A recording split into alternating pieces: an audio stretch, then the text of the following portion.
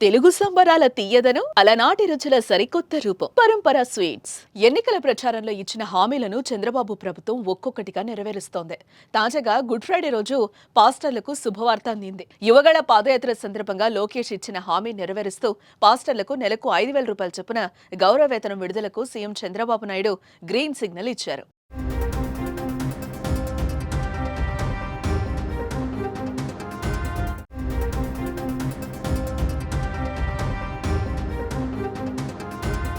2023 జనవరిలో టీడీపీ జాతీయ ప్రధాన కార్యదర్శి నారా లోకేష్ యువగళం పేరిట పాదయాత్ర నిర్వహించారు. ఈ సందర్భంగా పాస్టర్లతో ఆయన ఆత్మీయ సమావేశాలు ఏర్పాటు చేశారు.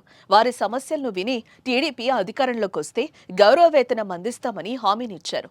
ఇచ్చిన మాట ప్రకారం రాష్ట్రంలో 8,427 మంది పాస్టర్లకు 2024 మే నుంచి నవంబర్ వరకు 7 నెలల కాలానికి 30 కోట్లు గౌరవ వేతనంగా విడుదల చేస్తూ ప్రభుత్వం ఉత్తర్వులు జారీ చేసింది.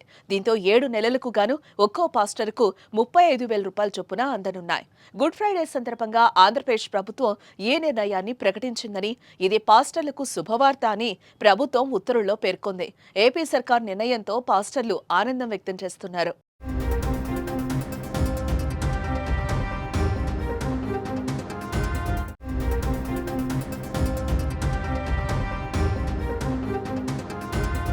అదేవిధంగా గుడ్ ఫ్రైడే సందర్భంగా క్రైస్తవులకు సీఎం చంద్రబాబు నాయుడు శుభాకాంక్షలు తెలిపారు.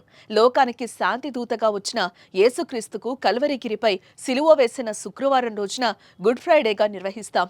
శరీరంలోకి మేకులు దించిన సమయంలో కూడా ఆ దేవదూత శాంతినే ప్రబోధించాడు. అందుకే ఆయన చూపిన మార్గం అనుసరణీయం.